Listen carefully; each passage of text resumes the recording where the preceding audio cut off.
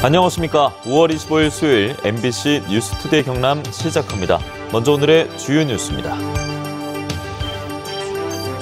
진주시장 후보자 토론회에서 공약 검증과 신상을 놓고 후보 간의 날선 공방이 이어졌습니다. 고성군수 후보자 토론회에선 공룡 엑스포의 지역 파급 효과 확대에 대한 해법 등을 놓고 공방을 벌였습니다. 교육 민주화운동 교사들이 김상권 후보 아들의 채용과 관련해 아빠 찬스 의혹에 대해 해명하라고 주장했습니다. 김 후보 측은 아들과 관련해 청탁이나 직위를 남용한 사실이 없다고 반박했습니다. 경남의 한 현직 기자가 지역주택 조합과 관련해 알선이나 청탁을 해주는 대가로 수년간 수억 원을 받아 구속됐습니다.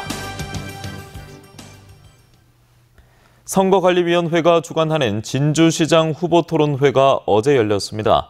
한경호 더불어민주당 후보와 조규일 국민의힘 후보가 공약 검증과 신상을 놓고 날선 공방을 벌였습니다. 이준석 기자입니다. 부울경 메가시티 추진에 따른 서부 경남 소외론의 해법으로 두 후보 모두 도청 진주 이전을 핵심 공약으로 제시했습니다.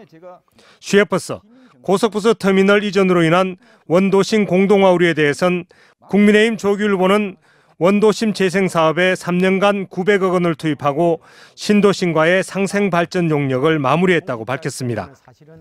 더불어민주당 한경호 후보는 원도심 활성화를 위해 고도 제한 완화를 검토하고 도시 재생 사업을 확대하겠다고 공약했습니다. 자유토론에선 날선 공방이 오갔습니다. 조규일 후보는 도지사 권한대행 당시 한 후보의 공무원 갑질 의혹을 제기했습니다. 지사 권한대행으로 이 재직을 하시는 동안에 직원들의 의견을 청취하지 않고 호통만 치고 결재판을 던지고 행사에만 다니고 한 사실 등이 도청 공무원 노조 홈페이지에 게시판 언론 등에 나와 있습니다. 조 후보처럼 눈치나 보고 무소신하고 조직을 제대로 관리하지 못하는 그런 사람은 아닙니다. 저는 조직을 장악하고 우리 공무원이 시민을 일할 수 있도록 공복으로서 최선을 다하자는 그런 누가 줍니까? 한경 후보는 조 후보의 진주집 매각 문제와 재산 축소 신고 의혹을 제기했습니다. 서울 강남구 도곡동 아파트의 재산 신고가 2019년 14억 3천만 원이 4년 내내 가액 변동 없음으로 기재되어 축소 신고 의혹이 일고 있습니다. 한 후보님은 진주의 아파트를 사신 적도 없습니다.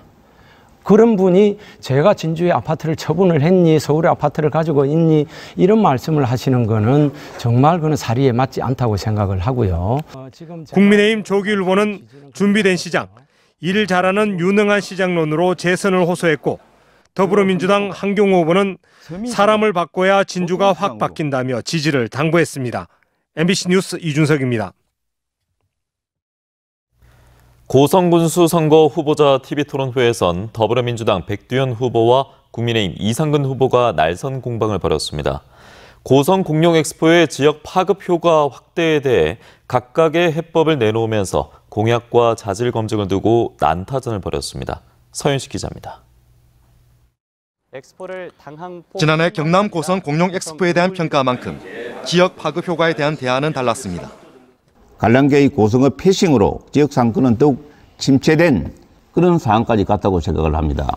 공룡 엑스포의 행사 프로그램을 50% 이상을 고성읍에서 개최해 기간은 줄이고 매년 하는 것이 맞겠다. 그리고 당황포를 중심으로 하겠지만은 부산이나 서울이나 저희들이 원정 가서 또 이렇게 축제하는 부분도 홍보도 필요하다는 말씀드리고. 학령 인구 감소 대책으로 백 후보는 청소년 꿈키움 바우처 사업 전면 확대와 함께 중학생 3학년 모두 해외 여행을 보내겠다고 밝혔습니다. 이 후보는 아이를 낳을 수 있는 환경 조성을 강조하며 권역별 영유아 타가 시설을 운영하겠다고 공약했습니다. 영유아 공동 백두현 후보는 유보가 예비 후보 때 내세운 고성문화 공약의 파기 여부와 남진랜드 조성 1조 원 규모 투자 협약의 실현 가능성을 따졌습니다. 2014년도 7월 4일 날 폐업을 한 남진기념사업회와 이 협약을 맺었던 이유가 무엇입니까? 혹시 폐업했던 사실을 알고는 있었습니까? 예비 후보 시절 때 제가 그 투자 강을 제의받은 겁니다. 그걸 지금 여기서 제가 뭐 군수가 된 것도 아니고 후보 체제에서. 이상근 후보는 주민 반발을 부른 대독산단 산세 공장 가동에 대해 특혜성 허가인데다 제대로 된 설명회조차 없었다고 주장했습니다. 새로 들어오는 업체는 일종으로 변경됨과 동시에 산세 공정까지 할 수 있는 혜택을 누리게 될 집입니다. 우리 고성 어민들 제대로 주민 설명회 개최를 했습니까? 행정이 또 주도적으로 한다라면 믿지 않을 테니까 각계 전문가들이 모여서 협의체를 구성해 주시고 그 협의체의 내용, 결론을 저희들은 존중하겠다는 말씀드립니다. 이상근 후보가 백 후보의 친동생이 운영하는 건설 회사에 특혜를 줬다고 주장하자 백 후보는 근거 없는 의혹 제기라고 맞받았습니다. 백 후보는 이 후보의 수영장 리모델링 3개월 완공 공약에 대해 표에 연연한 현실성 없는 공약이라고 비판했습니다. MBC 뉴스 선식입니다. 국민의힘이 경남도지사 후보 TV토론회를 정쟁의 도구로 전락시킨 양문석 후보를 비판하고 나서는가 하면 경남교육감 선거에선 아빠 찬스 논란이 불거졌습니다. 이 밖의 정가 소식을 정영민 기자가 종합했습니다. 국민의힘 희망 경남 선거대책위원회는 어제 열린 선거방송 TV토론회를 정쟁의 도구로 전락시킨 양문석 경남도지사 후보는 도민 앞에 사죄하라고 비판했습니다. 이에 대해 양 후보는 오히려 박한수 후보가 자신의 주도권 토론을 방해했다며 도지사 후보로서 자질도 예의도 없는 처사였다고 지적했습니다. 경남 참교육 89년 교육민주화운동 해직 교사들은 김상건 후보가 2019년 경남교육청 교육국장 재직 시절 자신의 아들이 한만의 한 행정실 직원으로 채용된 것을 두고 아빠 찬스 아니냐는 의혹에 대해 해명하라고 주장했습니다. 이에 대해 김 후보 측은 아들과 관련해 청탁이나 직위를 남용한 사실이 없다고 반박했습니다. 2022 경남지방선거장애인연대가 경남도지사 출마자들에게 14개 정책을 제안한 결과 더불어민주당 양문석 후보와 정의당 여영국 후보는 정책 제안 모두를 수용하겠다고 회신한 반면 국민의힘 박한수 후보는 개별 공약에 대한 구체적인 답변은 미룬 채 당선이 되면 검토하고 논의하겠다는 회신만 보내왔다고 밝혔습니다. 경남 여성단체 연합을 비롯한 창원 지역 시민사회 단체들은 창원 특례시장 출마자들에게 성평등 정책 질의서를 보낸 결과 더불어민주당 허성무 후보는 적극적인 정책 수용과 이행 의지를 보였지만 국민의힘 홍남표 후보는 어떠한 답변도 내놓지 않았다고 지적했습니다.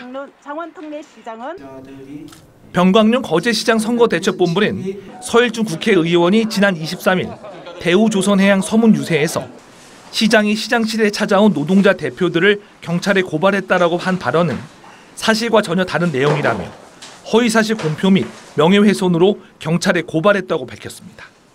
이에 대해 국민의힘 박중호 후보 측은 서 의원의 발언은 거제시가 고발 여부를 검토했다는 사실을 전달하는 취지였다며 꼬투리를 잡아 고발하려는 태도는 시민과 노동자들의 분노만 조장할 뿐이라고 반발했습니다.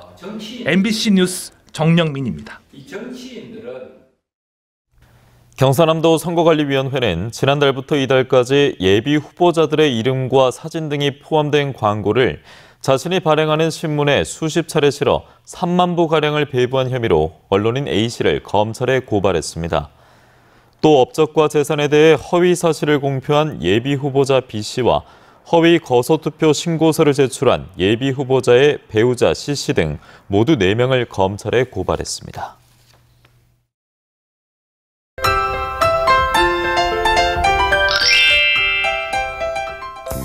오늘은 일부 지역에 소나기가 잠깐 지나겠습니다. 소나기는 거창과 함양 등 경남 북서 내륙을 중심으로 오후 사이에 내릴 것으로 보이는데요. 이 지역에 계신 분들은 작은 우산을 챙겨 다니시면 좋겠습니다. 또 소나기가 오면서 돌풍과 함께 천둥, 번개가 치는 곳이 있겠고요. 일부 지역에는 우박이 내릴 가능성도 있겠습니다. 오늘도 대부분 지역 뜨거운 햇볕과 함께 기온이 크게 오르겠습니다. 경남 내륙 지역의 낮 최고 기온이 30도 내외로 올라 덥겠고요. 낮과 밤의 기온차도 15도 내외로 매우 크게 나겠습니다. 오늘 창원의 아침 기온은 17도, 진주 15도 안팎을 보입니다. 낮에는 창원 28도, 진주 29도까지 오르면서 평년 기온을 웃돌겠습니다. 오늘 대부분 지역 맑은 날씨를 보이지만 늦은 오후에 경남 북서 내륙 지역은 구름이 많아지면서 소나기가 내리는 곳이 있겠습니다. 또 우리 지역의 미세먼지 농도 오전 시간대 나쁨 수준을 보이겠습니다. 자세한 지역별 날씨입니다. 현재 기온 보시면 함안 14도, 밀양 16도 내외를 보이고요. 낮에는 밀양 32도, 양산 31도로 어제보다는 조금 낮겠습니다. 거창의 아침 기온 13도, 산청 15도 내외에서 시작합니다. 낮에는 거창과 합천이 31도, 사천은 29도까지 오르면서 평년 기온을 웃돌겠습니다. 바다의 물결은 1m 안팎으로 잔잔하게 일겠습니다. 모레부터 주말까지 평년 기온을 웃도는 날씨를 보이겠고요. 또 내일 새벽에는 빗방울이 떨어지는 곳이 있겠습니다. 날씨 정보였습니다. 경남의 한 현직 기자가 지역주택 조합과 관련해 알선이나 청탁을 해주는 대가로 수년간 수억 원을 받아 구속됐습니다. 전 조합의 업무 대행사와 현 조합 간의 법적 문제에 개입한 것으로 알려졌는데 해당 기자는 혐의를 부인하고 있습니다. 서창호 기자입니다. 창원의 한 지역주택조합 아파트 건설 현장입니다. 지난 2015년 지역주택조합을 설립하고 이듬해 창원시로부터 515세대의 아파트 건설을 위한 사업 승인을 받았습니다. 하지만 당시 조합장과 업무대행사 대표는 건설터를 사들이고 다시 조합에 되파는 과정에서 배임 횡령 사건이 벌어졌습니다. 조합은 사업에 차질이 생기자 조합장과 업무대행사 대표를 해임하고 차기 조합장을 선출해 2020년 공사를 시작했습니다. 결국 현 조합과 옛 조합 및 업무대행사 사이에 법적 분쟁이 발생했고 현직 기자 A씨는 이 과정에 개입하고 전 대행사로부터 수년간 수억 원을 받은 혐의로 경찰에 구속됐습니다. A씨는 모든 혐의를 부인하고 있습니다. 창원시에서 추진 중인 지역주택조합은 모두 5곳. 대부분의 지역주택조합에서 피해 신고가 잇따르고 있습니다. 아파트 분양인 줄 알고 가입하세요. 이게 분양이 아니다라고 하는 정보가 충분히 제공돼야 되고 이런 이제 피해를 구제해 줄 수 있는 절차 이런 걸 전문적으로 도와주는 어떤 공적 기구가 필요하다고. 경찰은 A씨를 상대로 금품 수수 방법과 금액 등에 대해 추가 수사를 할 계획입니다. MBC 뉴스 서창호입니다. 투데이 경남입니다. 음식문화 개선 실천업소 주방용품 공동구매 협약식이 오늘 오후 2시 창원시청 시정회의실에서 열립니다. 지방소멸 대응기금 투자계획 수립 용역보고회가 오늘 오전 11시 고성군청 열린 회의실에서 진행됩니다. 2022년 제1회 사천시 공공조형물 심의위원회가 오늘 오후 3시 사천시청 중회의실에서 펼쳐집니다. 제2회 거창군 공유재산심의회가 오늘 오후 2시 거창 부군수실에서 열립니다. 제2차 산청군 향토장학회 이사회가 오늘 오전 11시 산청군청 대회의실에서 진행됩니다. 산청군청 탁구팀이 창단 첫 해 한국 프로탁구 2부 리그인 내셔널리그 초대 챔피언에 올랐습니다. 산청군청은 정규리그를 2위로 마쳐 1승을 확보한 정규리그 1위 팀 제천시청을 맞아 1차전 3대0, 2차전 3대2로 경기를 내리따내 올해 처음 출범한 한국 프로탁구 내셔널리그의 초대 챔피언에 올랐습니다. 사천시가 어린이집과 유치원, 초등학교를 대상으로 아토피 천식 안심학교 9곳을 선정했습니다. 선정된 학교는 알레르기와 아토피 천식 전문 교육 지원, 천연제품 만들기 프로그램 운영, 전교생 질환 검사를 통한 10만 원 상당의 진단검사비 지원 등의 혜택을 받습니다. LH는 월요일에서 토요일까지 무료로 개방하던 진주본사 토지주택박물관의 관람객이 늘고 단체 관람 문의가 이어지면서 일요일에도 문을 연다고 밝혔습니다. LH 토지주택박물관은 우리나라 주거 문화와 건축 기술을 한눈에 볼 수 있는 박물관으로 5만여 점의 유물을 소장하고 있습니다.